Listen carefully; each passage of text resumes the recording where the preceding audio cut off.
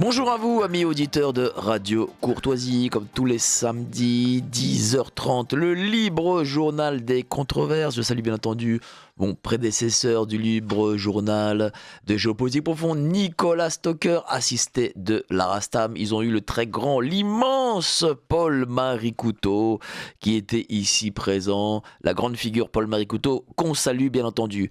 Je fais un petit coucou bien évidemment à nos amis du Standard, Sylvie et Patrice. Ils ont la plus belle écriture de la station, donc forcément on les pose le samedi et ils seront là pour récupérer tous vos commentaires que je vais lire bien entendu, ainsi que vos appels. Donc appelez, inondez Radio Courtoisie et bien entendu. Et à la fin, le meilleur pour la fin, Arnaud, le réalisateur, le Jean-Claude Van Damme de la réalisation, le Steven Spielberg de Radio Courtoisie. Il est l'unique, il est le seul. Il est le sosie de Chuck Norris qui est parti malheureusement hier. Eh ben, c'est Arnaud, il est là. Et lui aussi, il réalise comme personne. Aujourd'hui, nous allons parler pédocriminalité. C'est un grand sujet, un grand problème. Il faut dire les choses, la France en est contaminée, surtout par ses élites. On l'a vu par l'affaire Jeffrey Epstein. Et nous recevons donc du coup Farid DMS Debat, organisateur de ce grand rassemblement Stop à la pédocriminalité, la grande marche contre la pédocriminalité du samedi 4 avril à partir de 14h à la place de la République à Paris. Bonjour cher Farid, en effet, surtout là avec ce qu'on entend là depuis quelques temps, Patrick Bruel, tiens, dernièrement encore, un conseil de Paris, monsieur Jeantet, conseil de Paris macroniste, des grands fonctionnaires, des hauts fonctionnaires qui sont tombés à cause de chemsex avec des mineurs. Des fonctionnaires de l'actuelle majorité, l'affaire Epstein, bien entendu, ça fait beaucoup quand même. Bonjour Mike, merci de m'accueillir dans ton émission. Effectivement, ça fait beaucoup, mais beaucoup d'accusations et très peu de condamnations. En tout cas, ou aussi très peu de mise en examen, apparemment. Et c'est quelque chose qui, moi, m'interroge. Effectivement, le plus gros sujet, c'est l'affaire Epstein, qui concerne effectivement la France, même si notre cher Macron a dit que c'était une affaire américo-américaine. Naturellement, il avait omis de dire que son nom figurait dans les Epstein Files. Et pas que, il y a énormément de Français qui sont liés étroitement à cette affaire. Et malheureusement, force est de constater que Maine Brown-Pivet, la présidente de l'Assemblée nationale, a dit circuler, il n'y a rien à voir, il n'y aura pas d'enquête concernant cette affaire, chose qui est pour moi incompréhensible, tout en sachant qu'effectivement, Epstein avait un 800 mètres carrés grand appartement qui est à terre à Paris, 22 avenue Foch. Et on sait pertinemment que presque le tout Paris allait y aller s'encanailler, on va dire, dans ces soirées d'Epstein, tout en sachant qu'à cette époque-là, il était déjà condamné. Qu'est-ce qui fait qu'il y a beaucoup d'accusations et peu de condamnations ? Et je mets de côté, bien entendu, l'affaire Epstein. Mais par exemple, on a eu ce juge de Besançon, je crois, du tribunal de Besançon, qui faisait violer sa fille par d'autres congénères et qui n'a eu que du sursis. Oui, je crois que c'était Dijon, je crois. Ou Dijon, pardon. Ouais. Effectivement, non, mais c'est quelque chose qui pour moi, est de l'ordre de l'incompréhension totale. Et pas que, parce que c'est un message qui est envoyé en direction des victimes, qui est que, il y a des chiffres, hein, ce ne sont pas les miens, ce sont ceux officiels du gouvernement, qui montrent qu'effectivement, il n'y a que 7% des affaires, lorsqu'il y a plainte et que ça arrive devant un juge, qui sont, on va dire, prises en compte, 7%. Et sur 7%, combien y a-t-il qui donne lieu à une condamnation ? Et Bah, sur ces justement, condamnations, combien y a-t-il qui sont du ferme? C'est-à-dire, c'est totalement dilué et à l'arrivée, les prédateurs n'écopent pour la plupart de pas grand-chose. comment on l'explique 7%? Bah, on ne l'explique pas. Moi, j'ai du mal à comprendre, effectivement, que quelque part, il y a une certaine, un certain. J'ai l'impression, mon foutisme, je pense qu'il faut une pression populaire pour que on inverse la situation. À l'heure actuelle, il ne faut pas dédouaner aussi la possibilité du peuple de se faire entendre et de vouloir créer une société dans laquelle il désire exister. À l'heure actuelle, malheureusement, bah, il n'y a pas vraiment de relents, enfin, voilà, de gens qui sont choqués par rapport à cette situation. Ils sont peut-être choqués dans le privé, mais sur la sphère, on va dire, publique, notamment lors de rassemblements, manifestations et même de prise de parole dans les médias, bah, on va dire qu'il n'y a pas grand remous. Et c'est pour ça, il y a du sens dans cet grand rassemblement du 4 avril. C'est effectivement pour montrer qu'il y a foule, que la France, enfin, a malheureusement le nom de pédolante, mais il faudrait effectivement que ce nom Oui, parce puisse être totalement effacé. il faut dire aussi une chose aux gens qui nous écoutent. En France, nous sommes troisième contributeur d'images, De contenu. de contenu pédopornographique et troisième consommateur Ouais. au monde. Je parle au monde, hein, bien sûr. C'est-à-dire que plus que... Alors, je sais pas qui est devancé. Je crois qu'il y a les États-Unis et un autre pays, je crois européen d'ailleurs, je crois que c'est les Pays-Bas d'ailleurs. Les Pays-Bas. Bon, Ouais. putain, c'est... Enfin, il est plus petit. En plus, oui, mais bon, imagine, la France, c'est quand même pas non plus l'Inde, la Chine ou des pays comme ça. Ouais, mais bon, là-bas, il y a des restrictions et puis ils s'amusent pas, quoi. Ah. En Chine, les pédocriminels, d'ailleurs, Ça rigole pas.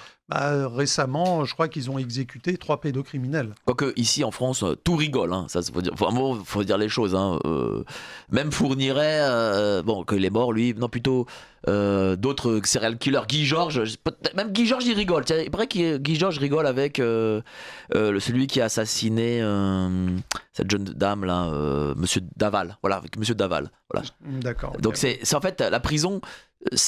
En France, c'est un peu la rigolade. Hein. Ça devrait pas l'être aussi. Et les peines sont aussi la rigolade. Ça, pour le coup, c'est une réalité. Parce que 7% seulement, et parmi 7%, si peu de gens condamnés, c'est à se demander que fait la justice, en fait. Bah, justement, c'est à ce niveau-là qu'il faudrait l'interroger. Pour revenir sur le cas d'Epstein, il y a en 2019, lors de la perquisition de son appartement avenue Foch, ils ont récupéré 4500 mails. Quid de ces mails? Au niveau de la justice, qu'est-ce qu'elle en a fait?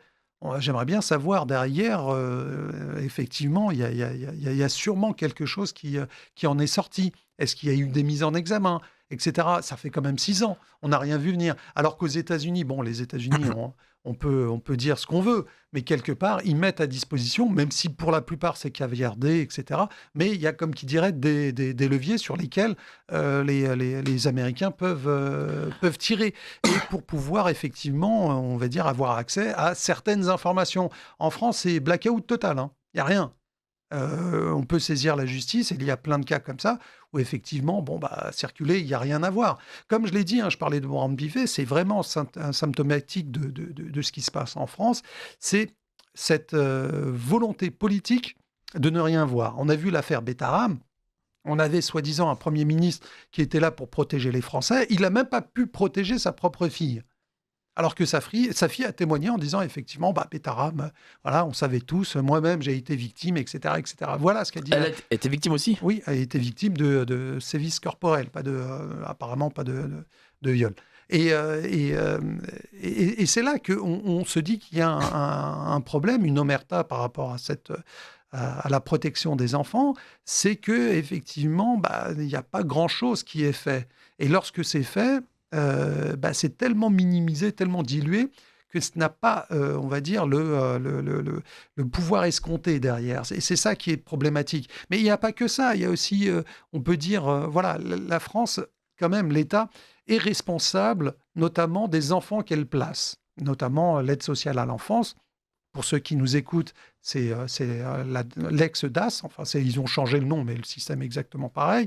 C'est un système quelque part qui est géré, on va dire, par les départements. Donc chaque département a sa façon de gérer la ZE. Donc c'est pour vous dire que chacun pourra le faire. Voilà, d'un département à un autre, il y a une autre politique qui est faite en faveur ou en défaveur des enfants. Donc ça prouve effectivement qu'il y a un problème. Normalement, ce genre de gestion doit être national. Enfin, je ferme la parenthèse. Ça, c'est un point de vue personnel.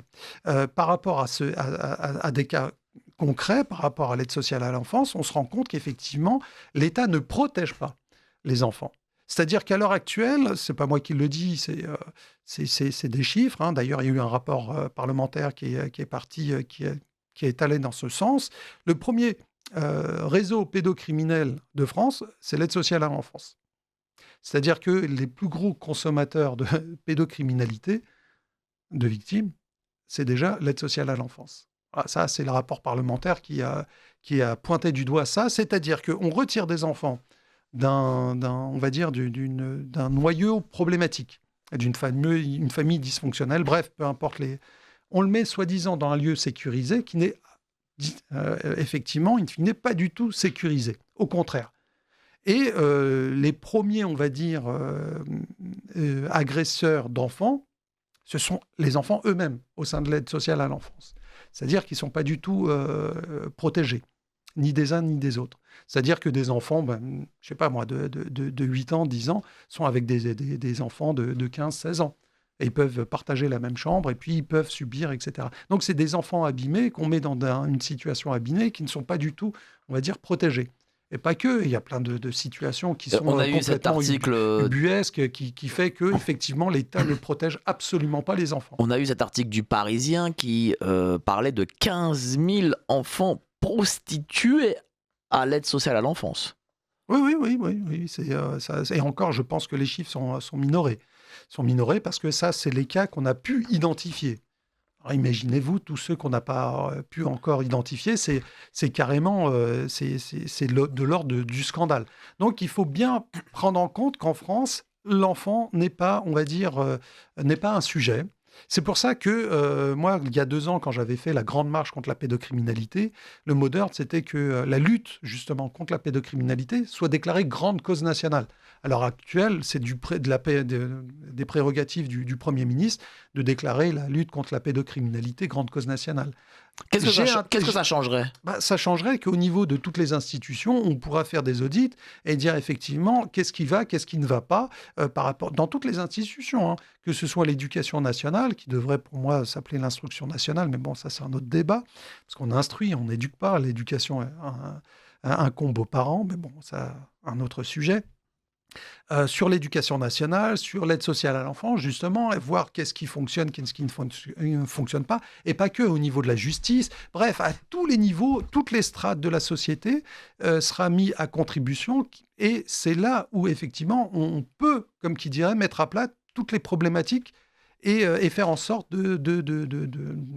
d'avoir une politique globalisée pour justement protéger les enfants. Alors, je crois que la violence faite aux femmes est une cause nationale. Pourtant, parmi les grandes associations, les grands organismes qui justement luttent contre la violence faite aux femmes, il n'y a pas eu de changement depuis, quoi. Enfin, je veux dire, ça n'a pas bouleversé la politique du gouvernement. Non, mais ils ont eu un ministère des droits des hommes et des femmes, etc. C'est-à-dire que quelque part, il y a eu même il y a eu des actions qui ont été faites. Même si par la suite, c'est vrai que ça s'est dilué, mais on n'a même pas le droit à ça pour les enfants. On n'a même pas le droit à ça, cette considération-là. Voilà, donc il y a une journée de la femme, il n'y a pas une journée de protection des enfants. Bien sûr. Enfin, une journée des droits des femmes. Alors, mais samedi 4 avril, 14h, place de la République. Je montre en plus le flyer, très beau flyer, samedi 14h, samedi 4 avril 2026 à partir de 14h, place de la République, pour que la lutte contre la pédocriminalité soit déclarée grande cause nationale. Et je vois, nombre d'organismes qui co-organisent ce grand rassemblement. Alors, c'est Touche pas à mon enfant Europe, dont je suis le président, qui est une association que j'ai créée en 2016. Moi, ça fait 10 ans maintenant. Mais en fait, c'est une antenne européenne d'une ONG reconnue d'utilité publique marocaine. Je ne suis pas d'origine marocaine, mais le hasard de la vie a fait que, durant un voyage professionnel, je me suis rendu au Maroc. Et là-bas, on m'a présenté la présidente de cette association. C'était en 2008. Elle venait de créer son association. Et en fait, on en a parlé. Elle m'a parlé de son combat. Elle m'a parlé de ce qu'elle voulait faire pour l'avenir. Et depuis ce jour-là, elle m'a happé dans son combat, et son combat est devenu le mien, tout simplement. Et en fait, pourquoi je suis devenu représentant de cette ONG en 2016, en fait, c'est dû... Tout est une question, on va dire, de problématiques, notamment liées à la justice.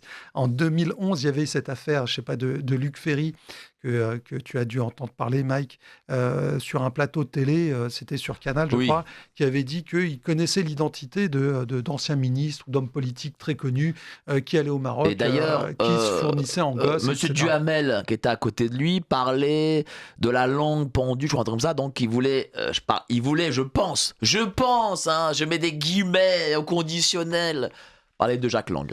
Ah oui. Peut-être, oui, mais bon, il n'y a pas que. Et nous, à cette époque-là, au niveau de Touche pas à mon enfant, au Maroc, on s'était saisi, on a saisi la justice, on a voulu effectivement que la justice entende Luc Ferry sur ces allégations, parce que moi, naïvement, je me croyais que lorsqu'on est témoin d'un crime, qu'on connaît l'identité de criminel, et qu'on ne voulait pas les dire, ça faisait de nous des complices. Oui, mais il le connaissait parce qu'il l'avait vu faire, ou c'était un oui-dire? Ça, je ne me rappelle plus. Non, après, vu vert, je n'en sais rien, ça aurait été justement à la justice d'interroger. Donc nous, on s'est porté partie civile, ça a été la croix à la bannière pour effectivement... Tiens, qu'est-ce qui est passé? Tiens, raconte. Qu'une association puisse essayer de se porter, association étrangère, puisse se porter partie civile sur le territoire français. On a remarqué que c'était très compliqué. Très, très difficile, etc. Donc déjà, à ce moment-là, a germé cette idée de créer cette antenne européenne. Et il s'avère que on a pris un avocat pour être représenté du droit français, qui a travaillé de concert avec notre avocat qui est... lui sur Marrakech, et il s'avérait que derrière, il n'y a rien, quoi. La plainte a été classée sans suite, je crois qu'il n'a jamais été entendu ni quoi que ce soit, et c'est là où effectivement on a vu le désintérêt total de la politique par rapport, même de la justice française, par rapport à ces faits-là, ces crimes-là. Et pour faire un parallèle avec cette histoire de Luc Ferry, avec l'affaire Epstein, souvenez-vous, ça c'est vidéo, c'est documenté, où pendant qu'il est interrogé par la police de Palm Beach, je crois que le commissaire qui est en face de lui, enfin l'inspecteur, je ne sais pas comment on dit là-bas, lui pose la question sur des mineurs, des enfants de 12 ans, 3 jeunes filles, qui lui auraient été offertes pour son anniversaire venant de France, qui avaient fait l'aller-retour dans les 2-3 jours, pour être offerte à ce mec-là. Ça, c'est documenté. C'est-à-dire que la justice américaine a ça dans ses tiroirs. Est-ce que la justice française s'est posé la question de savoir qui sont ces enfants ? En plus de ça, identifiés comme étant des enfants français qui sont sortis du territoire français, donc avec des papiers français, sans l'accord des parents, etc. Qu'est-ce qu'il en est de ces enfants-là ? On a une quinzaine de mannequins, par exemple, d'ex-mannequins hier, qui ont porté plainte en disant parce qu'ils portaient plainte contre la société Elite Top Model, qui expliquait qu'elles ont été violées. Oui, Brunel, ça c'était par rapport c'est pas Brunel, c'était l'ancien... Brunel, c'est encore une autre agence de mannequins. Non, c'est Elite, Brunel. Oui. Là, je viens de dire... c'est notre agence, je ne sais plus comment ça s'appelle. Okay. C'est contre Elite et un autre gars, je ne sais pas son nom, un type Monsieur Marie, un truc comme ça, je crois. Parce que elles disent qu'elles ont toutes été violées en France. Mais ça... En France, hein. Oui. Ça veut dire que voilà. Mais bon, ce n'est pas que de l'affaire Epstein, la pédocriminalité, parce qu'il n'y a pas Epstein qui était pédocriminel. C'est quand même un problème beaucoup plus global, si je puis dire. Mais ce qui est intéressant avec l'affaire Epstein, c'est de faire le parallèle avec ce qui est fait dans les autres pays du monde, dans lesquels les noms de leurs concitoyens sortent.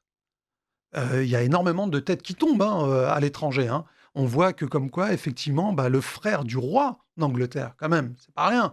Il a été totalement déchu de tous ses titres, de toutes ses propriétés, de toute sa fortune, a été mis carrément au banc de la société. Sans aucun procès, rien du tout, juste parce que c'est son nom. Il a été accusé, effectivement, et puis il y a eu un accord avec sa victime, d'ailleurs, qui s'est suicidé il n'y a pas très longtemps. Et voilà, c'est-à-dire, il y a des choses qui se font à l'étranger, comme ça. Il y a le successeur de ton ami Claude Schwab. Enfin, je dis ton ami parce que tu as cette fameuse phrase que tu dis à chaque fois, à chaque début d'émission, qui lui, effectivement, a démissionné. Qui a démissionné. C'est vrai que le patron de Davos a démissionné. Exactement. C'est quand même pas rien. Donc, ça prouve qu'effectivement, à l'étranger, il y a les pressions et les mecs, derrière, prennent leurs responsabilités. En France, il n'y a rien. D'ailleurs, qu'est-ce qui devient Jacques Lang? Bon, il doit être tranquillou, en train de siroter des cocktails. Bon. Mais revenons au 4 avril 2026, à partir de 14h, place de la République. Donc, on a Touche pas à mon enfant Europe, et puis d'autres organismes, d'autres ONG. Oui, il y a une association qui est Amewa, qui est une association de protection justement, tu parlais des femmes, des droits des femmes. Et puis l'autre, le logo, c'est la Grande Marche contre la pédocriminalité. Ça, c'était effectivement pour parler c'était de faire le lien avec la Grande Marche il y a 2 ans. Tu te souviens, ce périple que tu m'avais accueilli à l'époque. On était déjà ici à Courtoisie. Oui, exactement. J'étais vers la fin de la Grande Marche. Donc, lors de mon passage à Paris, tu m'as accueilli pour en parler. Et effectivement, le 4 avril marque les 2 ans.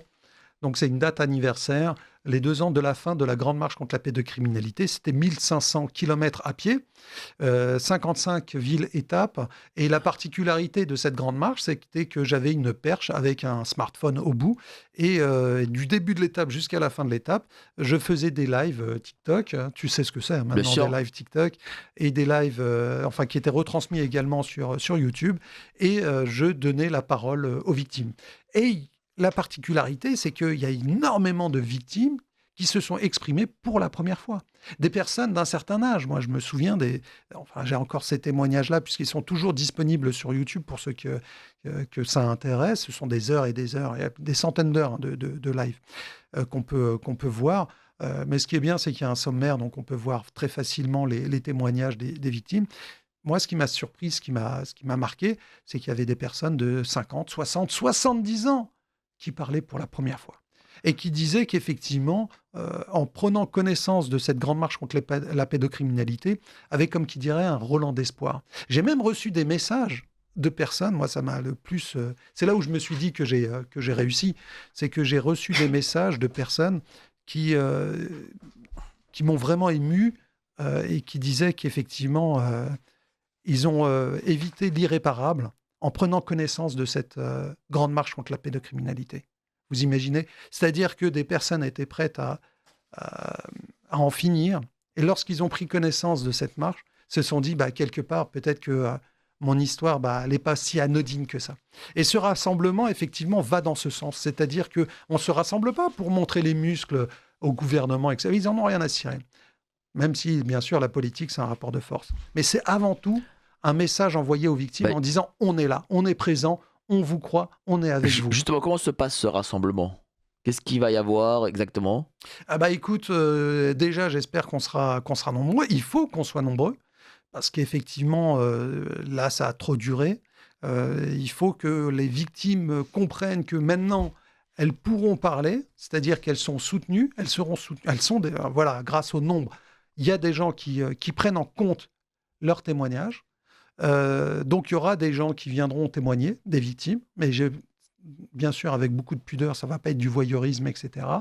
Et voilà, et aussi avoir certaines revendications, notamment au niveau de la prescription. On demande qu'il n'y ait pas de prescription sur les crimes en direction des enfants.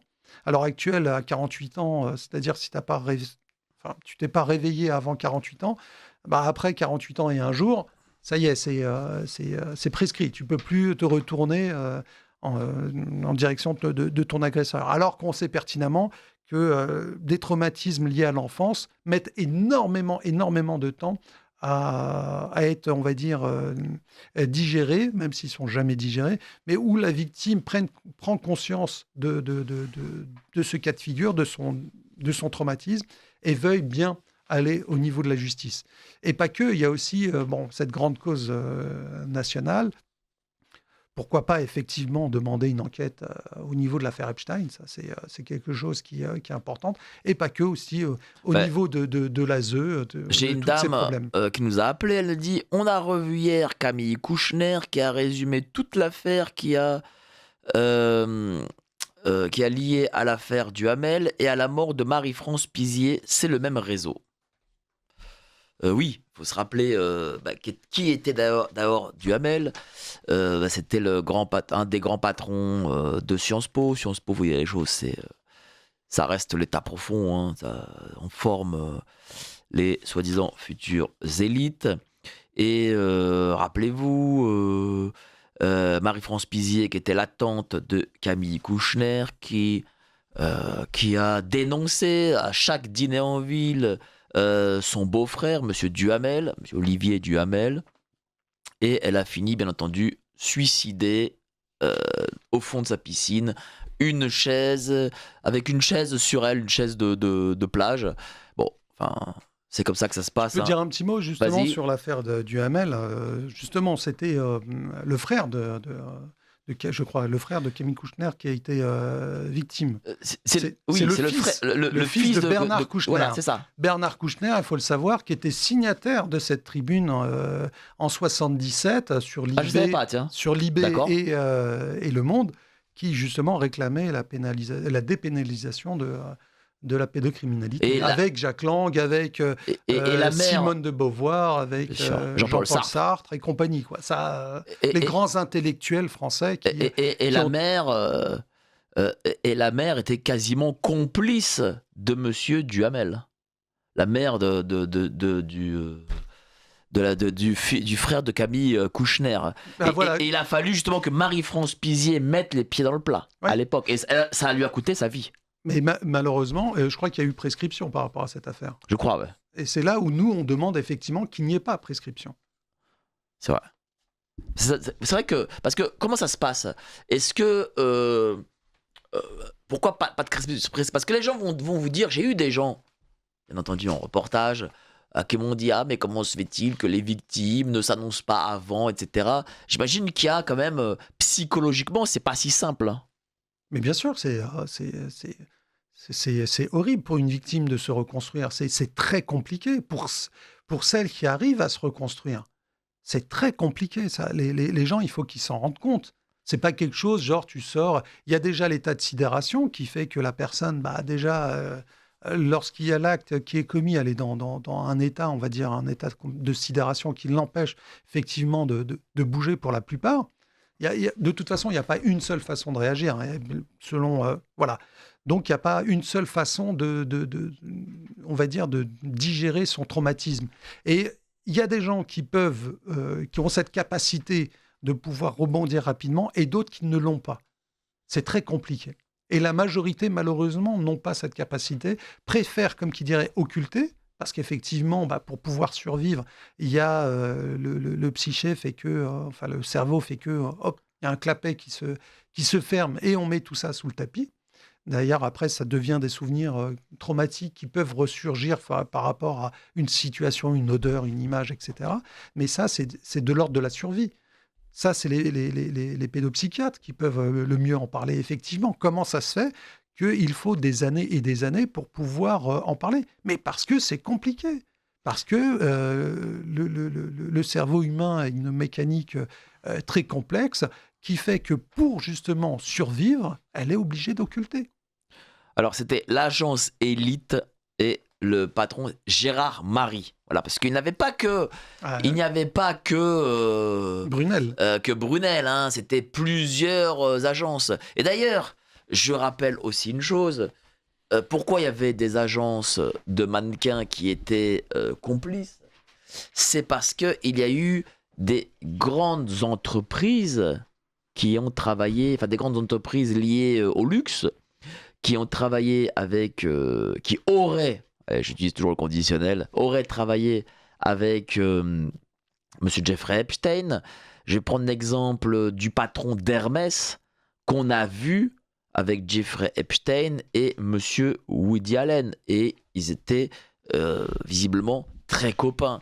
Donc, tiens, qu'est-ce qu'a fait Monsieur? Est-ce que la société Hermès a utilisé l'agence Elite ou l'agence de mannequins de Monsieur Brunel? Et quel était le rôle de l'agence Hermès? Est-ce que Hermès était au courant des agissements? On pose ces questions. Auditrice qui nous appelle. Il n'y a pas que les enfants qui peuvent être enlevés, cela arrive aussi en France à de jeunes femmes majeures.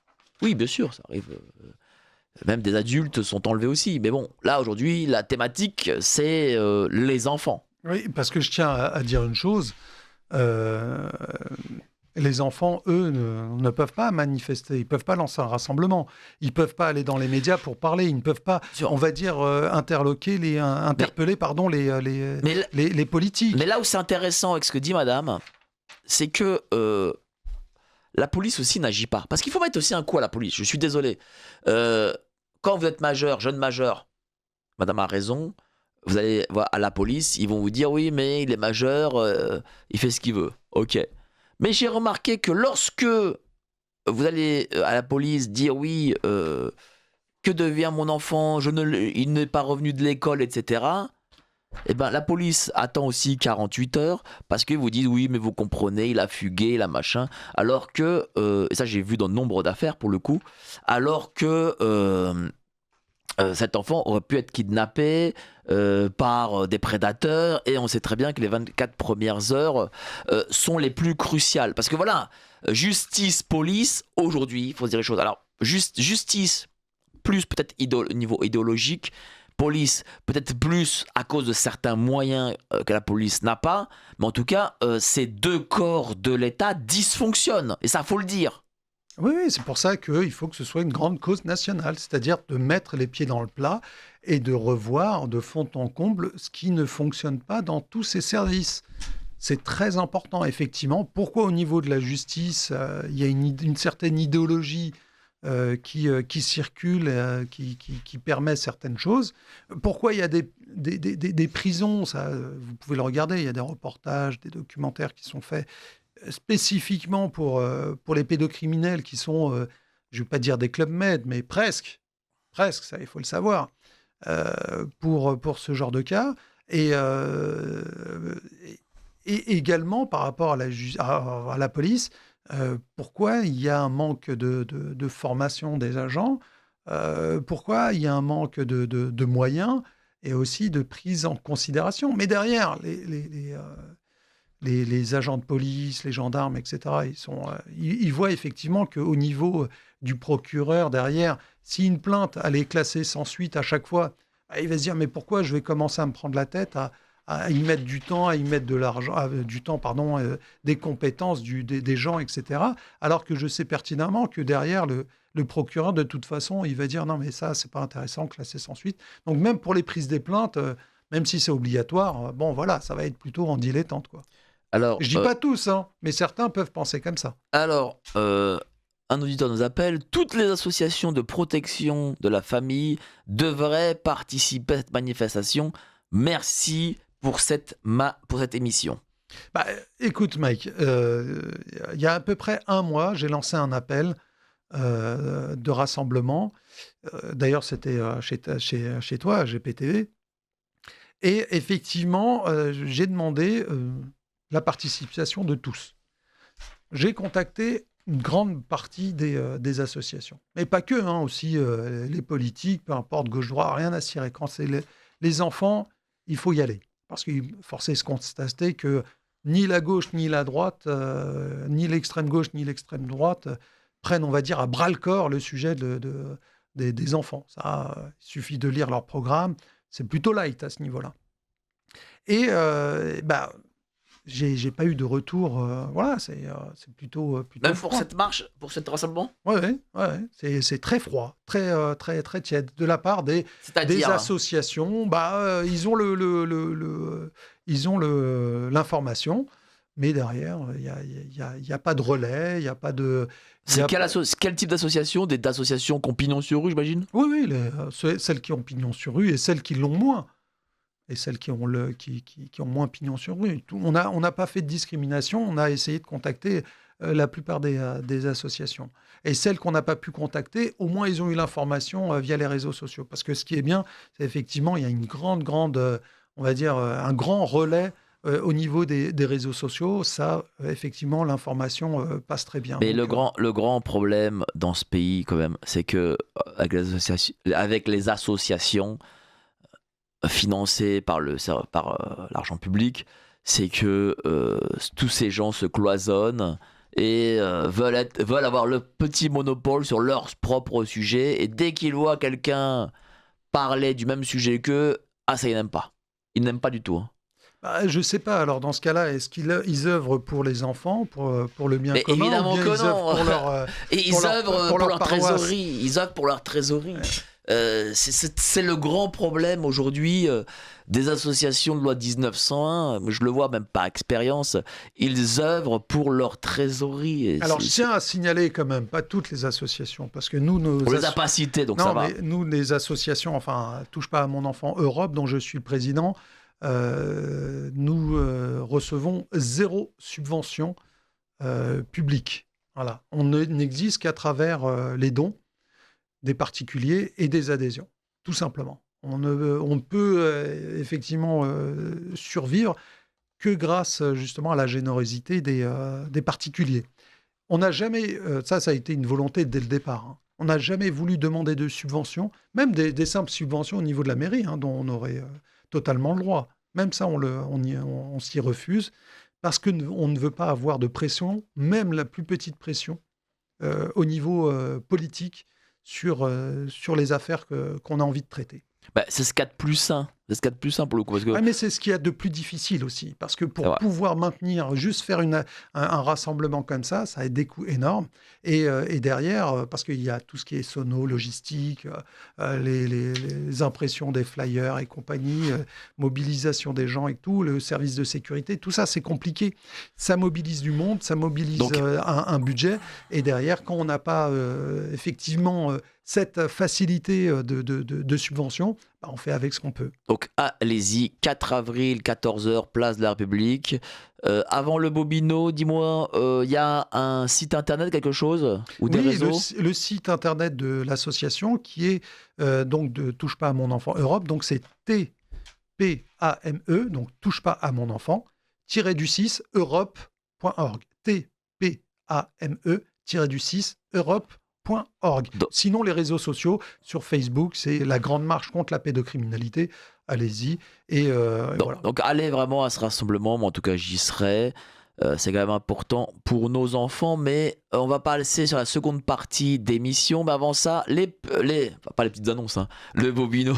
Merci à vous d'être aussi nombreux comme tous les samedis de 10h30 à midi au Libre Journal des Controverses. Aujourd'hui, je reçois Farid Demez Deba, patron de Touche pas à mon enfant Europe. Patron, ça fait un peu entreprise, hein, c'est une association.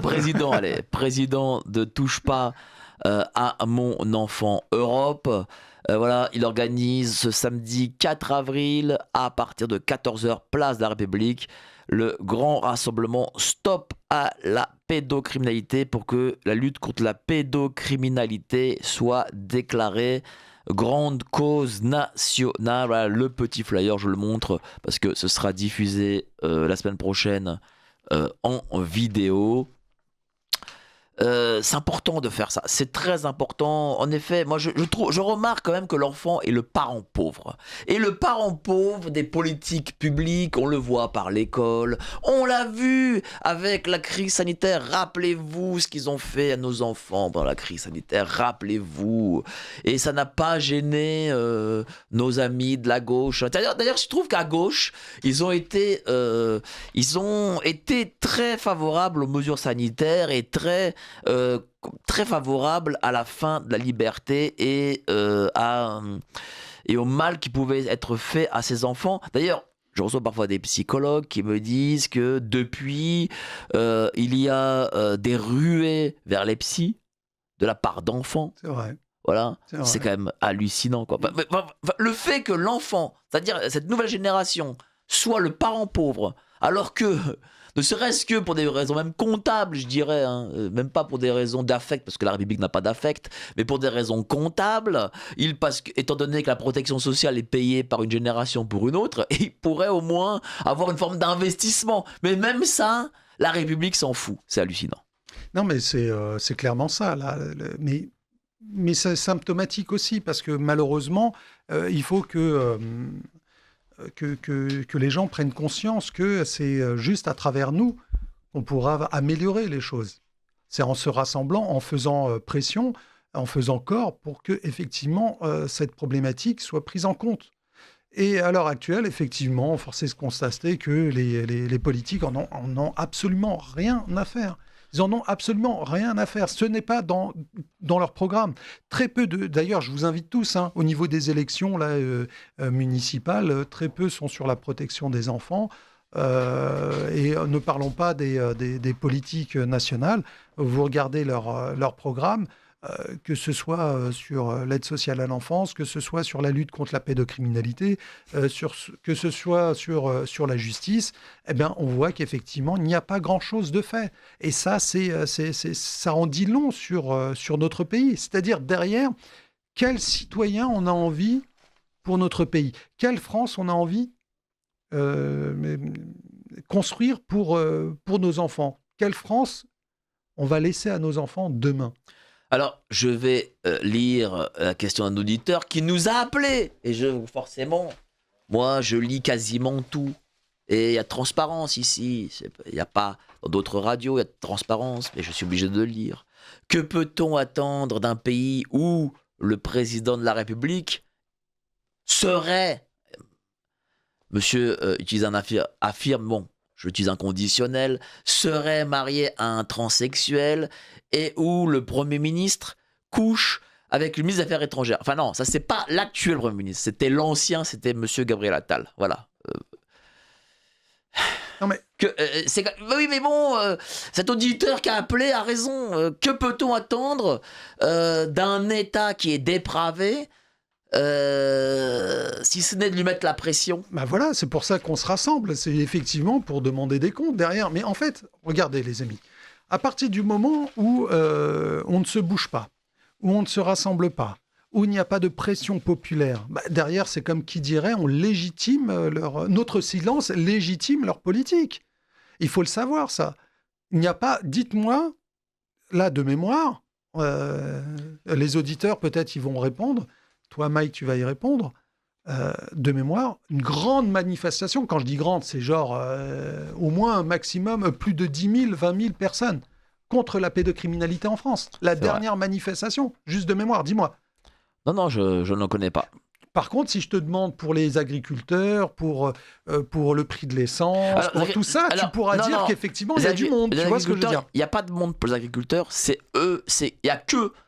C'est eux qui par contre, il faut dire les choses, c'est eux qui manifestent. Il n'y a pas de monde pour les agriculteurs. Mais quoique, faut dire les choses. Attends, là, faut mettre les pieds dans le plat. On était, toi et moi, pour la ZFE par exemple, il y avait 500 personnes à tout casser. En fait, aujourd'hui, ce qui rassemble un peu de monde, c'est lorsque les syndicats de fonctionnaires, CGT, machin, font des manifestations pour leur portefeuille. Voilà. Mais c'est vrai que ou les retraites, des choses comme ça, il y a eu du monde. Mais hors ça, il y a rien. Il y a rien, il se passe plus rien dans ce pays, c'est quand même hallucinant. Il ne se passe plus rien dans son pays. Et moi, ce que je trouve dingue en France, pas évidemment parmi les gens qui nous écoutent, parce que je sais qu'on a la fine fleur des auditeurs de la bande FM, c'est que plus rien ne choque personne. Plus rien ne choque les gens. Enfin, je ne comprends pas en fait. Les gens, on leur, y a des crimes d'une atrocité sans nom. T'as parlé d'Epstein? Ça choque pas les gens. Enfin, je comprends pas en fait. Les gens de la rue, les gens de la rue, pas ceux qui s'informent, qui écoutent Radio Courtoisie, qui écoutent, qui regardent les réseaux, machin. Eux, oui. Mais ceux qui sont, voilà, c'est-à-dire la majorité, la masse populaire, eux sont choqués de rien en fait. Je trouve ça dingue, hein. C'est ça qui est peut-être pas. Je veux pas dire ils sont choqués de rien, mais ils sont peut-être, on va dire, désillusionnés. Ils ont perdu espoir. L'espérance n'est plus dans ce pays. Et ça, c'est grave. C'est-à-dire qu'ils sont dans l'expectatif et ils se disent qu'effectivement, ils ne sont plus acteurs de leur vie, mais ils sont juste spectateurs. Ils ne peuvent plus, on va dire, agir sur leur environnement. Ils se disent à la rigueur, si j'arrive à survivre à demain, c'est déjà beaucoup. Oui, mais quand on leur pose la question, ils vont vous dire, mais qu'est-ce que je peux faire ? Justement, c'est pour ça. Ils sont dans le côté spectateur. Ils ne sont pas acteurs de leur propre vie, de leur propre destin. Et c'est un petit peu ça qu'on leur a retiré. On leur a fait croire qu'effectivement, se bouger ne servait à rien. Mais ça, c'est voulu. C'est voulu qu'on leur fasse croire ça. C'est-à-dire qu'ils sont complètement, on va dire, on a annihilé totalement leur capacité à se révolter. Ça, c'est voulu. Je me pose même la question si l'injection n'est pas allée aussi dans les cerveaux. Hein. Je me pose cette question de plus en plus. Hein. Là, j'ai pas fait. Et je fais pas de complotisme là pour le coup parce que vraiment, hein, je me pose la question. Hein, et tiens, les auditeurs, dites-moi si vous êtes d'accord avec moi. Moi, je me pose cette question. Est-ce que l'injection n'est pas allée dans les membranes du cerveau et n'a pas agi comme je ne sais quoi en fait. Bon, bref. Mec, imagine-toi le 4 avril. Ça devient national. Parce qu'il faut dire aussi une chose, c'est qu'à Bordeaux, il y a le 4 avril, 14h, un rassemblement qui s'est organisé suite à mon appel. Donc ça va être en réponse à Bordeaux, on sait qu'il y a effectivement un autre rassemblement, place de la Bourse. Donc pour ceux qui sont à Bordeaux ou région, allez-y, c'est le même jour, la même heure, à place de la Bourse. Donc quelque part, si cet élan devient national, mais ça devient nombreux. Imagine-toi, demain, le 4 avril, la place de la République, elle est noire de monde. Il y a 20 000, 30 000, 40 000 personnes. Derrière, ça ne sera pas un non-sujet, les enfants. Bien sûr. Ça sera un sujet. Et là, on prendra vraiment en considération cette problématique. Des médias seront présents ? Oui, toi, tu l'as dit, bon, tu seras présent. Mais d'autres médias... On a fait appel à tous les médias. Tous les médias sont au courant, les médias mainstream comme les autres.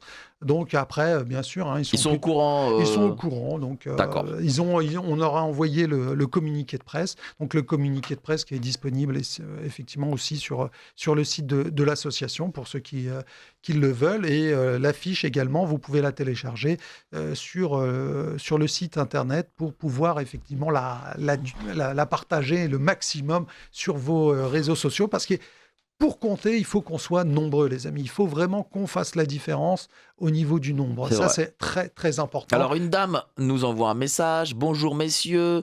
Pour remettre les choses en place, on pourrait commencer par arrêter d'appeler justice ce qui est le système judiciaire. » Oui, c'est vrai. Idem pour le terme élite à la place d'élu. Oui, c'est vrai. Je suis d'accord avec madame. C'est totalement vrai. Pour le coup, il n'y a pas de justice. Il y a un vague mot... de système judiciaire, c'est vrai. Et pour lutter contre la pédocriminalité, commencez par interdire les prétendus cours d'éducation sexuelle dans les écoles qui ne servent qu'à préparer les petits gamins à cette pédocriminalité et qui violent leur imaginaire.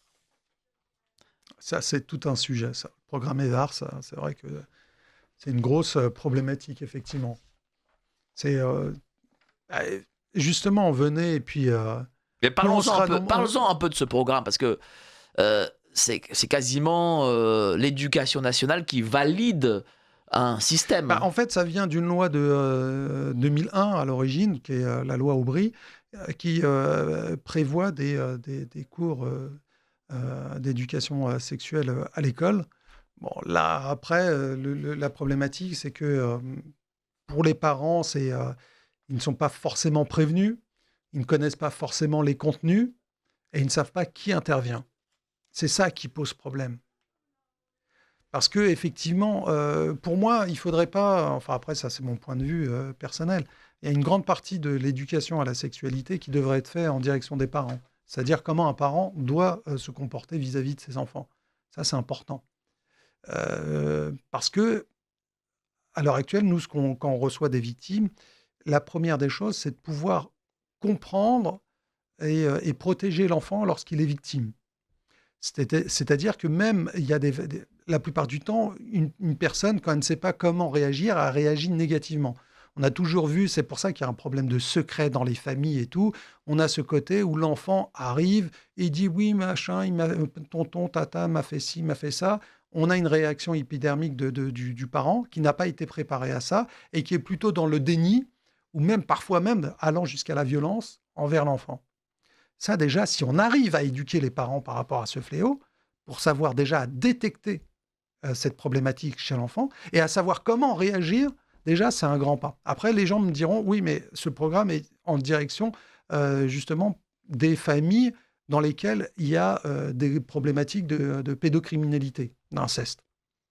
D'accord, mais ça n'empêche pas ma question précédente qui est qu'est-ce qui est dans ces programmes et qui intervient. Si c'est, on va dire, parce que chaque enfant est différent, parler d'une chose qui est, de toute façon, regardez n'importe quel enfant à travers le monde, vous lui parlez de sexualité, la première des choses, il a un geste de dégoût. C'est quelque chose qui, intrinsèquement, est refusé par l'enfant, qui n'est pas accepté. C'est naturel, c'est comme ça. Donc déjà, savoir, pouvoir, comme qui dirait, apaiser les familles en leur disant effectivement derrière qui va donner ses cours. Un enfant, comme je l'ai dit, est différent à chaque fois. Chaque enfant a sa sensibilité, etc. Donc, est-ce qu'un intervenant extérieur d'une association, parfois même des fois politique, qui ont une certaine vision, va pouvoir effectivement avoir les mots justes selon le psyché, selon la sensibilité de chaque enfant? Ça, je ne sais pas. Ça, c'est très problématique. Je ne pense pas qu'il ait cette capacité, qu'il ait cette possibilité. Il y a aussi la pédagogie. Voilà. Est-ce qu'une personne a été formée pour être au contact avec les enfants? À l'heure actuelle, c'est le flou artistique. Et je terminerai sur quelque chose qui, moi, me dit qu'effectivement, c'est un programme qui devrait être retiré. C'est à partir du moment où il n'y a pas de consensus établi auprès des professionnels. C'est-à-dire que les pédopsychiatres, les pros, il y a les pour et il y a les contre. Chacun va sortir ses arguments et chacun va se les balancer à la figure. Et les uns et les autres, voilà.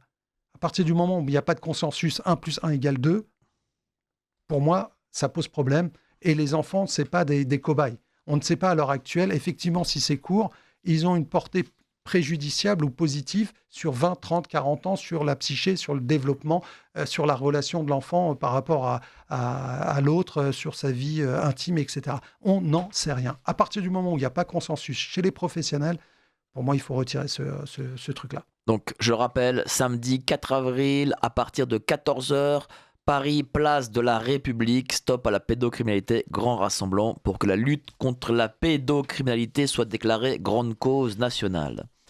Alors, une ancienne sataniste a dit à un neuropsychiatre que, enfin, c'est un monsieur qui nous appelle, que le moyen le plus efficace pour atteindre Jésus-Christ, c'est de profaner les hosties et d'organiser l'initiation sexuelle à des jeunes enfants. Je ne suis pas surpris parce que, dit ce monsieur qui nous appelle, cette dame s'est plus tard convertie au catholicisme. Bravo, chère madame. Merci beaucoup, cher monsieur, de ce témoignage. Il faudrait faire des stages dénonçant le fait que les enfants ne sont pas des électeurs anciens de radio. Je peux vous... Ah, ok, d'accord, c'est plus un truc personnel. Donc, je lis tout, ça prouve que je lis tout. Il ne faut pas dire kidnapper, mais de préférence enlever. Bon, pourquoi pas. Le consumérisme a atteint toute indignation et révolte d'une grande partie de la population. C'est vrai, hein. Les gens sont devenus... ils sont pas que blasés, les gens. Ils sont devenus très individualistes. Enfin, je parle de la masse, hein, je parle de la masse. Oui, mais je vais sortir des chiffres qui, pour moi, sont très parlants. Ce sont des chiffres officiels, ceux de la Civise, qui indiquent qu'il y a un enfant toutes les 3 minutes qui est victime d'agression sexuelle. 160 000 par an. Un enfant toutes les 3 minutes. Ce chiffre fait réfléchir. Cet enfant-là, il a un environnement. Il a des parents. Bon, quand ce ne sont pas les parents, les bourreaux. Il a des frères, il a des sœurs, il a des tantes, des oncles, etc. Il a tout on va dire, pour la plupart, pas tous, mais pour la plupart, un noyau familial. Eh bien, il faudrait que le nombre est là. 160 000, tu dis juste les parents, ça en fait du chiffre par an. Voilà. Il y avait un chiffre qui rejoint à peu près la même chose, de l'INSERM cette fois, c'était de 1950 à 2020. Il y a eu presque 6 millions, 5 millions, si je crois, presque 6 millions de victimes d'actes pédocriminels en France. Presque 6 millions sur 68 millions. Mais c'est juste incroyable. C'est juste incroyable. Et c'est là où on se dit que la prise de conscience, elle doit être générale. Les gens sont peut-être en état de sidération, mais il faut passer ce cap de la sidération et il faut se dire, il est temps d'agir. Epstein, pour moi, aurait dû être le déclencheur. Parce que les gens qui sont un petit peu plus informés, ils le savent. Ils savent qu'effectivement, à partir du moment où le domino de la pédocriminalité tombe, c'est tout l'état profond qui tombe. Ça, il faut le dire et le redire. Lorsque justement cette pierre angulaire tombera de la pédocriminalité, c'est tout l'état profond qui va tomber. D'ailleurs, c'est pour ça qu'Epstein, il y a eu des grosses têtes qui sont sorties, notamment le numéro 1 Davos. Ça l'a fait sortir quelque part. C'est le frère du roi d'Angleterre. C'est pas rien. Ça prouve qu'effectivement, il y a un sujet. Surtout que, bon, faut aussi dire les choses. Monsieur Epstein étant contribuable pendant 8 ans en France, et passant donc la moitié de sa vie en France, il a fait ce qu'il avait à faire. Il a créé ses crimes aussi en France. Et le fait que dans d'autres pays où les témoins, il y a des enquêtes, et dans des pays où il était tout le temps, il n'y en a pas, c'est quand même bizarre. Bref, mais sortons de l'affaire Epstein. Bonjour, il est très instructif d'observer la sortie des gamins et des parents de l'école primaire ainsi que le personnel enseignant. Peu de majeurs vivent debout. Nous n'avons plus d'enfants, mais des mômes, parents et enseignants devenus des gardes chiournes. La vie, c'est la transmission des aînés aux suivants. Mais qu'ont-ils à transmettre? Rien, sinon le programme de télé, les dernières phrases de leur vedette préférée et autres insignifiances qui ne construisent pas un être responsable qui sait d'où il vient et où il doit aller. C'est vrai. Et je remarque aussi une chose, c'est la disparition des grands-parents dans l'éducation des enfants. Mais en règle générale, le monde occidental a perdu la cellule familiale, l'image même de ce qu'est une famille, dans le sens, on va dire, de l'image d'Épinal qu'on peut en faire, hein, c'est-à-dire les grands-parents, les parents, etc. Maintenant, il faut savoir que l'image de la famille moderne, la plupart du temps, c'est une famille recomposée ou monoparentale, dans laquelle on a mis les vieux à l'EHPAD, en maison de retraite. Et voilà, c'est-à-dire qu'il y a quelque chose qu'il faudrait qu'on revoie, notamment sur notre façon de traiter les aînés et de traiter les enfants. En Occident, on les traite très mal. On ne les prend pas en considération. Ce serait peut-être plus intéressant de voir ce qui se passe, notamment en Méditerranée, enfin dans le bassin méditerranéen. Alors, les pays, par exemple, en Espagne, en Italie, où on a plus de respect vis-à-vis des aînés, où ça marche un petit peu moins, ces idées d'EHPAD ou ce genre de choses, où effectivement, la justice est un petit peu plus sévère envers les prédateurs, les agresseurs d'enfants. Et je pense que on serait un petit peu mieux à regarder un petit peu ce qui était notre héritage et ce qui était la France d'antan. Alors, une dame ça me fait dit... un peu réac, ce que je raconte. Non, mais tu as totalement raison, on est à Radio Courtoisie de toute façon. Il ne faut pas oublier l'esprit sacrificiel des atteintes aux enfants. Oui, oui, mais après, peu importe ce qu'on met derrière. Moi, Non mais, ce qui m'intéresse pas, c'est pas la raison, parce que bien j'ai pas sûr, envie d'être dans la tête du prédateur. Ou, d'accord. par exemple, ils vont dire, oui, je fais tel sacrifice pour invoquer tel... J'en ai rien à cirer. C'est pas ça. Le mec, il est taré, déjà. Il peut croire ce qu'il veut, il peut se dire que bouffer un gosse, ça va le rendre multimilliardaire et puis une star de la pop. C'est ses croyances à lui. C'est pas ses croyances à lui qui m'intéressent. C'est la victime derrière. Mais de par ses croyances, il va créer une victime. Et moi, je veux stopper ça. Donc, j'ai pas envie de perdre du temps, de l'énergie à me rentrer dans sa tête, à savoir ce malade mental ou enfin, c'est débile, c'est fou furieux. Qu'est-ce qui les motive à faire ça? Peu importe. Et ça ne m'intéresse pas. Il n'y a rien qui justifie le fait de faire du mal à un enfant. Donc je mettrai cette considération de côté et je me concentrerai plutôt sur la protection des enfants. Alors merci pour cette émission. Les gens ne bougent que quand ils sont vraiment touchés. Manif pour tous, gilets jaunes, etc. Oui, mais ça, c'est pas faux.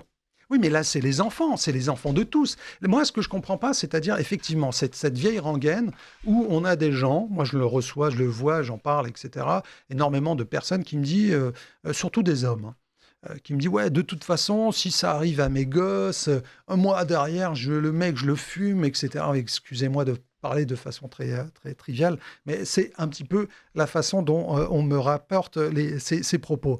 En règle générale, on a cette configuration du gars ou même de la meuf, hein, qui est du style, bah, s'il arrive un malheur à mon enfant, je vais aller voir son prédateur et je vais le buter.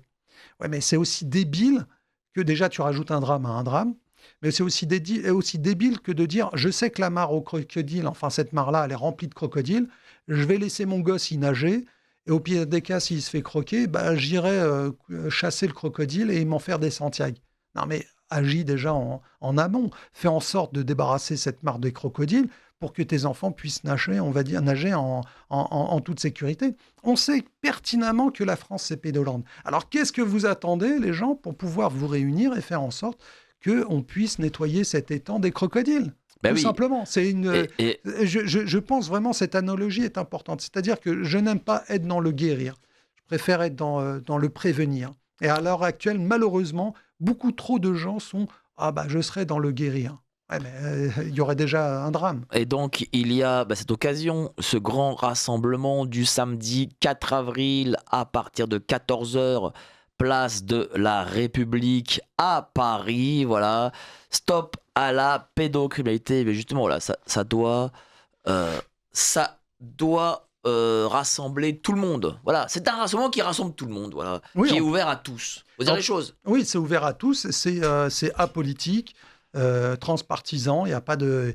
C'est ni la gauche ni la droite, voilà, vous venez parce que vous êtes là pour les enfants, pour la protection des enfants. Comme je le dis et je le redis à chaque fois, les enfants n'ont pas la possibilité de manifester, n'ont pas la possibilité d'aller dans les médias pour en parler, n'ont pas la possibilité d'interpeller les politiques. Il n'y a que nous, les adultes, qui pouvons les protéger. À l'heure actuelle, force est de constater que les adultes ont totalement démissionné souvent, dans leur protection, dans ce fait-là. De cette démission, souvent on me pose la question, est-ce qu'il y a eu un avant et un après à faire ou trop? Bah, oui, au niveau de la justice déjà. Par rapport à la création comment on appelle ça, du juge aux libertés. C'était comment on appelle ça, un rôle qui n'existait pas. Oui, C'est-à-dire qu'on avait le juge d'instruction tout puissant qui se permettait de mettre tout le monde... Oui, mais il y avait autre chose. Il y a autre chose, c'est que depuis cette affaire, la parole de l'enfant, surtout, elle est jugée moins crédible qu'autrefois. Alors, il y a plusieurs aspects. Moi, je parlais du côté un petit peu où on a un mec derrière qui se croit tout puissant et qui peut mettre tout le monde en prison. D'ailleurs, on a eu des suicides, etc. À cause de ces comme l'affaire du petit Grégory. Voilà. Derrière, il y a eu, comme qui dirait, une réponse qui pour moi était une bonne réponse d'un juge des libertés qui permettait effectivement à avoir un regard neutre, totalement, on va dire, différent du juge d'instruction et de pouvoir dire effectivement, là, ça justifie ou non une incarcération. Ensuite, effectivement, on a eu quand même un avocat qui est devenu ministre de la Justice, et ça s'est documenté, qui aurait été totalement exécrable avec les victimes mineures. Voilà, avec des interrogations, des interrogatoires, pardon, qui ont été très éprouvants en direction des mineurs. Mais bon, après, ça, c'est une volonté politique de mettre ce genre de oui, mais personnes à... depuis on le voit, la parole de l'enfant n'est plus d'or. Elle n'a jamais été d'or. Elle n'a jamais été d'or. Même à l'époque d'Outreau, même avant Outreau, elle n'a jamais été d'or. Sinon, les affaires comme ça, il n'y en aurait pas. Bétaram, ça aurait été fermé depuis longtemps. L'affaire du Coral et compagnie. Il y a plein d'affaires comme ça qu'on peut ressortir où effectivement les victimes n'ont pas été écoutées. Et ça dure depuis très longtemps, ça. Malheureusement, on n'entend pas les victimes. Et il faut, comme qui dirait, une pression populaire derrière pour que cet état d'esprit puisse changer, pour qu'on puisse considérer effectivement, un petit peu comme MeToo, on peut enfin, penser ce qu'on veut sur ça, sur ce mouvement, mais il faut savoir que le MeToo a fait tomber énormément de têtes, a permis effectivement à beaucoup de femmes, de victimes, de sortir du silence. Qu'est-ce qui fait qu'il n'y a pas eu un MeToo de l'enfant ? Mais parce que les enfants ne peuvent pas tweeter. Oui, mais les enfants adultes, des enfants qui ont subi adultes, justement, il n'y a pas eu ce MeToo derrière. Et parce que, comme je l'ai dit, la psyché est quelque chose de très compliqué. Déjà, un enfant, pour qu'il prenne conscience de son propre drame, c'est tout un travail. C'est un traumatisme qui dure pendant des années. Donc moi, je blâme pas les victimes en disant « Oh, regardez, pourquoi vous bougez pas, etc. » C'est très compliqué. Déjà, de se définir elles-mêmes comme victimes, parfois ils n'ont pas conscience ou ne veulent pas justement pointer effectivement ce cas-là. La plupart du temps, se blâment elles-mêmes en disant « Je suis responsable, etc. » Alors que pas du tout, un enfant n'est jamais responsable. Et tout ça rentre en ligne de compte. Il y a d'autres cas de figure où effectivement la victime ne veut pas justement s'associer à ça parce qu'elle ne prend pas en compte son propre drame, en disant effectivement je fais blackout total sur tout ça, sur tout ce qui est lié à la pédocriminalité. Plus je vais m'éloigner et plus je me sentirai mieux. Ça, il faut le comprendre aussi. Enfin, il y a tout plein de cas de figure qui fait qu'on ne peut pas blâmer les victimes. Maintenant, je parlais de ceux qui ne le sont pas, mais qui sont au courant. Voilà, ceux qui ont, comme qui dirait, aucun trauma, tout va bien dans leur vie, mais ils savent qu'effectivement, il y a un problème dans notre pays lié à la protection des enfants. C'est de notre responsabilité, à nous adultes, d'œuvrer dans ce sens. On n'a pas su protéger ces enfants. C'est pas aux anciennes victimes de faire en sorte qu'on se mobilise. C'est à nous de nous mobiliser déjà, parce que nous avons failli en tant qu'adultes pour protéger ces enfants, devenus adultes maintenant. Mais maintenant, c'est-à-dire, moi, je pense que c'est un mauvais procès de mettre la faute sur les victimes en disant « Ouais, c'était vous les premiers concernés, donc vous devez être là ». C'est pour ça que je parlais des familles, moi, d'abord, avant tout, des familles des victimes. Bien sûr, elles sont concernées dans leur cercle, parce que c'est leur enfant. Il n'y a rien de plus cher qu'un enfant. Mais, comme qui dirait, ils n'ont pas subi le traumatisme à un degré différent que l'enfant. Ont la possibilité de se rassembler. Alors, une dame nous appelle, il y a beaucoup de coups de fil. Hein. Tiens, pour le coup, Sylvie, là, elle fait sa marche quotidienne aujourd'hui à Radio Courtoisie. Hein. Bravo, vous êtes courageux, on ne parle jamais des œuvres et livres que l'on met dans la main des enfants. Il faut rééditer. Monsieur Claude Monchot, écrit pour nuire, édition unie. On ne parle jamais de certaines rééditions dans lesquelles on insère des petits poissons, histoire de Titeuf. C'est un scandale que des animateurs mettent des livres sur les genoux des enfants. Oui, c'est vrai qu'il y a une forme aussi de la part des Disney+, et d'autres grandes firmes comme Netflix, surtout Disney, hein. Disney est dans l'œil du cyclone à ce niveau-là, de mettre des petits inserts comme ça, liés à la sexualité de l'enfant. Ouais, mais bon, après ça, c'est si on reprend tous les vieux contes de Perrault et compagnie, on n'est pas sorti de l'auberge, effectivement. Ça, si on prend l'histoire de Alice au pays des merveilles, c'est une sacrée camée, quoi. Et il n'y a pas que, hein. Si on prend le petit chaperon rouge, c'est sanglant, parce qu'elle se fait bouffer à la fin par le loup. Si on prend Pinocchio, ça, n'en parlons pas. Bref, si on reprend tous les vieux classiques, mais en allant directement dans l'œuvre originale, croyez-moi, c'est bien différent. Mais bon, effectivement, il y a des choses à faire. Mais pour moi, la problématique n'est pas forcément liée aux j'ai œuvres. appris aussi Elle est que, plutôt liée bien sûr, justement aux parents qui ne sont pas mais j'ai forcément appris aussi éduqués à ça, quoi. au cœur de la lune, mon ami Pierrot était un conte un peu libertin, on va dire. Faut pas dire plus. Ouais, Mais c'est vrai que pas que, hein, Blanche-Neige, quoi d'autre, Cendrillon avec sa chaussure, qui est peut-être une analogie avec les rapports intimes. Et le roi, comme par hasard, il reconnaît pas la princesse avec qui il a dansé toute la nuit. Il y a cette perte de cette chaussure qui est une analogie à la virginité. Et il va aller voir, il va faire un grand casting comme ça pour voir toutes les filles du royaume pour essayer la chaussure. Donc, comprenez oui, ce que mais vous c'est vrai comprenez que par rapport à ça. C'est-à-dire que c'est toute une c'est vrai. analogie très sexualisée sur, Moi, sur les rapports. pour le coup, je ne veux pas non plus trop taper sur les questions des œuvres. Tiens, il y a une très jolie chanson de Charles Aznavour qui s'appelle Trousse chemise. Je sais pas si tu connais. Non. C'est une très jolie chanson de Charles Aznavour où bon, je le savais pas quand j'étais adolescent quand j'ai entendu, mais là, bon, plus tard, je l'ai réécouté, je l'avais compris, qui parlait de viol entre adolescents, machin. Bon. Et évidemment, la culture woke est passé par là, ils ont voulu changer les paroles. Et bon, après, c'est pour ça que je suis d'accord avec toi, et peut-être moins avec madame.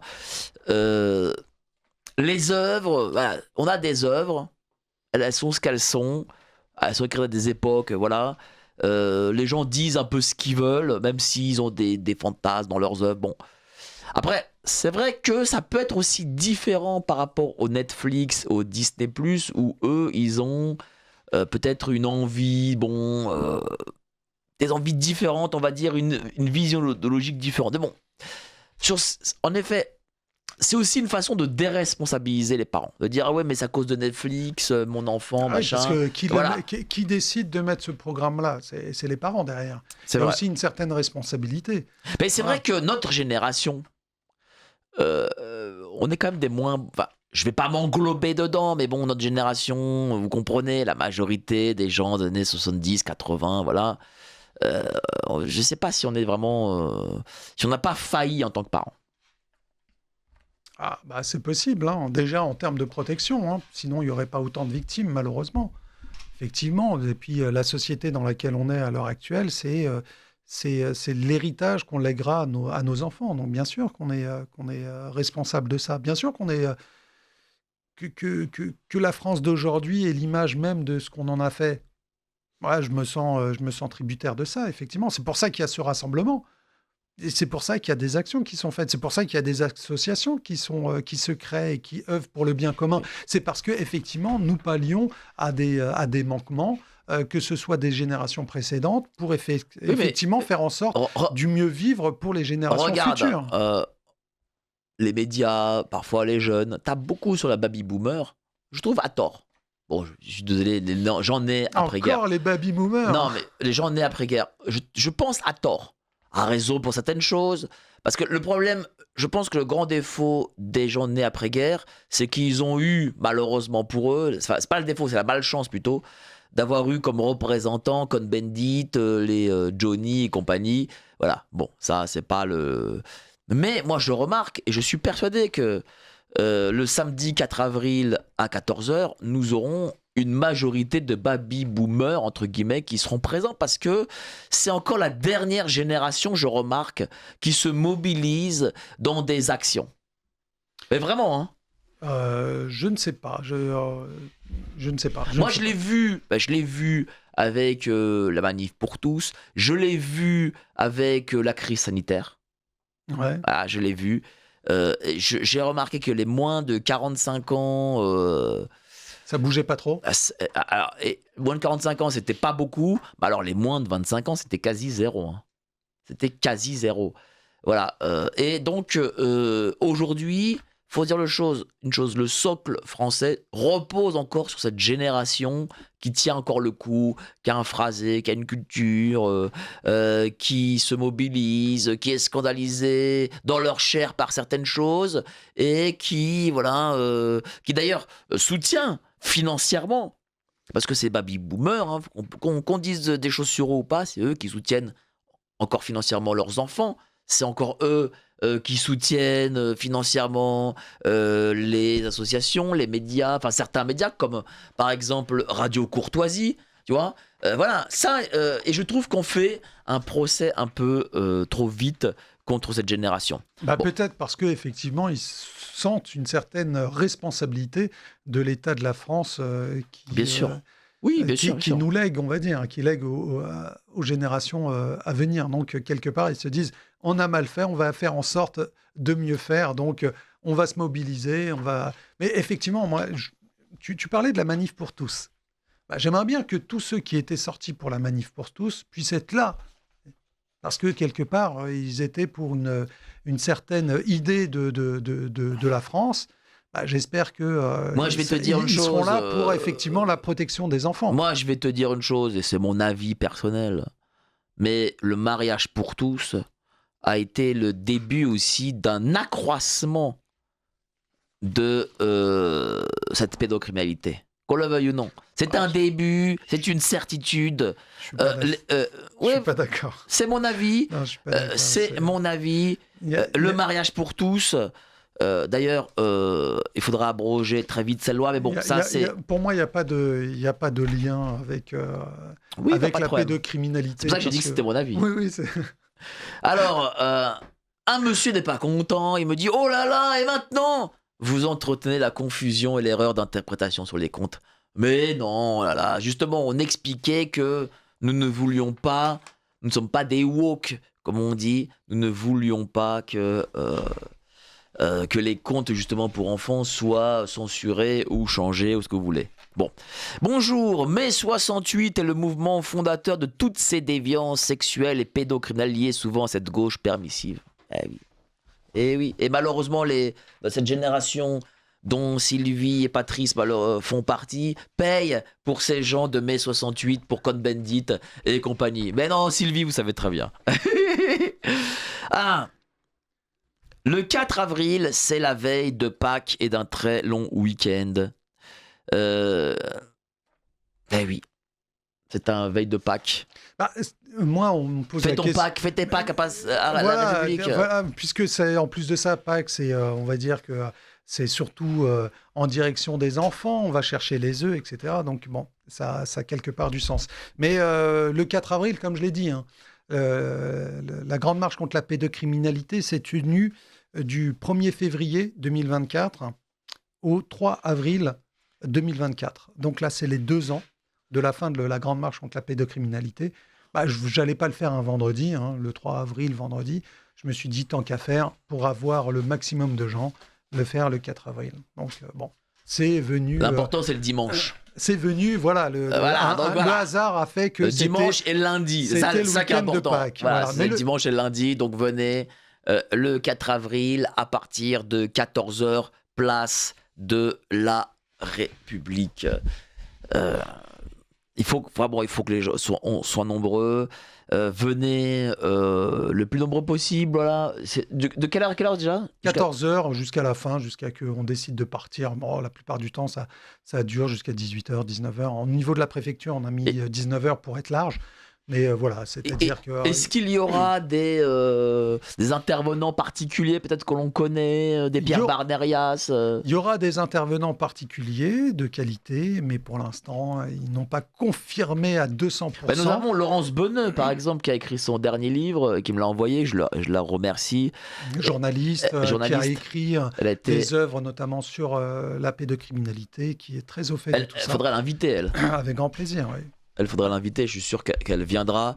D'ailleurs, son deuxième livre là vient à peine de sortir. J'ai plus le nom, mais je vais l'inviter très vite sur Radio Courtoisie. Donc... Effectivement, il y aura des personnalités justement qui œuvrent contre la pédocriminalité, qui seront présents et qui, je l'espère, prendront la parole. Voilà, c'est important d'être là, samedi 4 avril, 14h, place de la République. Voilà, je rabâche, mais j'ai toujours des messages à me dire, oui, mais c'est où, c'est quand, c'est machin. Bon voilà, je l'ai rabâché 20 fois. Voilà, je montre en plus la petite publicité, le fascicule, le flyer. Voilà, il est là entre mes mains, donc allez-y. Venez nombreux, moi j'y serai, d'autres y seront, je sais que certains influenceurs dits patriotes y seront, voilà, donc l'important étant de créer ce vrai gros rassemblement transpartisan où, où il faut, on va dire, célébrer un peu l'enfant, si je puis dire, voilà. Oui, il faut que les victimes sentent que ils sont plus isolés. Qu'ils sont, comme je l'avais dit, j'avais raconté cette anecdote de ce message qu'une victime m'avait envoyé, pas que, il y en avait eu plusieurs, mais celui-là en particulier m'avait particulièrement ému, qui avait dit qu'elle était prête à commettre l'irréparable, mais quand elle a pris connaissance de la grande marche contre la pédocriminalité, à l'époque j'étais en train de marcher 1500 km pour dénoncer ce fléau qui gangrène notre pays, elle dit qu'à partir du moment où j'ai pris connaissance de ça, ça m'a réconforté. Et je me suis dit, enfin, il y a quelque chose. C'est une lueur d'espoir. Et moi, naïvement, à cette époque-là, je ne pensais pas que c'était la première grande marche qui a été faite en France. Et c'était lors d'une interview que j'avais donnée à Carl Zéro, qui, lui, m'avait dit effectivement que c'était, de mémoire, la première grande marche faite en France. Il avait cité la marche, mais qui s'était faite en Belgique, la marche blanche. Mais à part ça, rien ne s'était fait en France. Et comme je te l'avais dit tout à l'heure, cite-moi un seul grand rassemblement qui a réuni des milliers de personnes pour la protection des enfants en France. Il y en a pas. En tout cas, ça n'a pas fait autant de bruit qu'il aurait fallu. Et les victimes, prennent conscience, en ont conscience et savent qu'effectivement, ils ne sont pas entendus. Donc, derrière, ça les empêche non seulement d'en parler, de désigner leur agresseur, de déposer plainte, etc., etc. Il y a tout, quelque part, à partir du moment où leur statut de victime n'est pas reconnu, où ils ne se sentent pas protégés, où ils se disent qu'ils sont de toute façon dans une société permissive, pourquoi elles iraient dans un chemin de croix pour aller dénoncer un agresseur, aller dans une justice qui, 7% des plaintes arrivent devant un juge, et sur ces 7%, très peu sont les prédateurs, très peu sont condamnés. Quelque part, c'est un message violent qui est dirigé envers les victimes, c'est de toute façon, quoi que vous fassiez, à la rigueur, vous n'aurez rien. Et c'est un message dégueulasse envoyé aux prédateurs, parce que, quelque part, que dit la justice par rapport à tout ça? Faites-vous plaisir, les gars. Au pire des cas, si vous vous faites choper, vous aurez un bracelet électronique. Ça, c'est vraiment au pire des cas, quoi. Et ça, mais quelle horreur! Quelle horreur! Ça en dit quoi, ça, de la France? C'est pour ça que, malheureusement, il a ce triste sobriquet de pédoland. Et ça, il faut que ça change. Et il faut que le 4 avril, effectivement, les victimes sentent qu'on est nombreux à les soutenir, qu'on est nombreux à leur réclamer, effectivement, que tout ça change, qu'on mette tout à plat et que la justice soit véritablement la justice, que l'éducation nationale devienne un vrai système pour éduquer nos enfants, enfin pour les instruire, je veux dire, et pour les protéger.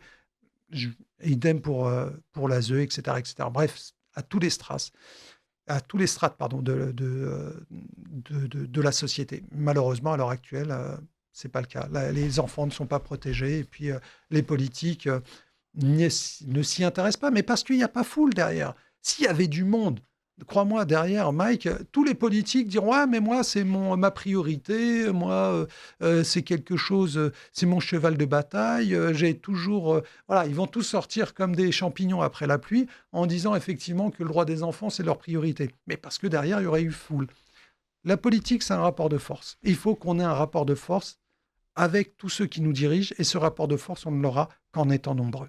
Ouais, c'est fou, quand même. C'est vrai que les politiciens réagissent comme ça, malheureusement. Tiens, dernière question. Allez, dernière question. Il y en a quasi. On est à 3 minutes de la fin de l'émission. Par rapport à tout ça, c'est parfait comme idée, mais la date est quasiment mal choisie. Je le crains qu'il n'y ait pas. Oh là là, non. Il y aura du monde. La date choisie, c'est le 4 avril. Ok, c'est vrai qu'il y a dimanche de Pâques, lundi de Pâques. Mais Bon. c'est un samedi. Mais voilà, mais dimanche, vous pourrez, je veux dire, si en effet la cause des enfants vous intéresse, ne vous inquiétez pas, le Christ est d'accord avec cette manifestation et il ne va pas. D'ailleurs, le samedi, c'est pas. C'est important, c'est vrai, mais pas autant que le dimanche. Non, mais justement, c'est important aussi dans les idées. C'est ça aussi. Et puis, je tiens à dire à cette personne, c'est que, en règle générale, soit on cherche des excuses pour ne pas faire, ou soit on fait. Voilà, moi, je préfère faire et ne pas chercher des Bien excuses. sûr. Parce qu'une personne qui ne voudra pas faire, elle sera de toute façon, elle trouvera toujours des excuses. C'est vrai. Voilà, donc il n'y a pas d'excuses pour ceux qui veulent. Samedi 4 avril. 4 avril, 14h, place de la République. Voilà, comment s'inscrire, tiens, au site de Touche pas à mon enfant. Ah oui, ça c'est très important parce qu'effectivement, nous ne vivons que de dons et d'adhésion. Donc, c'est très très important pour nous, pour l'existence même de notre association, pour nous permettre effectivement de faire ce genre d'événements. Donc, c'est le site internet. Tapez sur internet Touche pas à mon enfant Europe, et là vous tomberez directement sur le site, ou bien vous le tapez directement, c'est TPAME, donc les initiales de Touche pas à mon enfant, -6, donc le tiré du milieu, europe.org, et vous tomberez sur la page de notre association. On a besoin du maximum de gens. Et puis pour ceux qui veulent nous rejoindre au rassemblement, on aura un stand de l'association. Donc n'hésitez pas, on sera là pour vous accueillir. Merci à vous d'avoir été si nombreux comme tous les samedis. Beaucoup de commentaires, beaucoup de coups de fil. Merci beaucoup. Passez un excellent week-end. On se retrouve samedi prochain, même endroit, même heure. Allez, salut, ciao.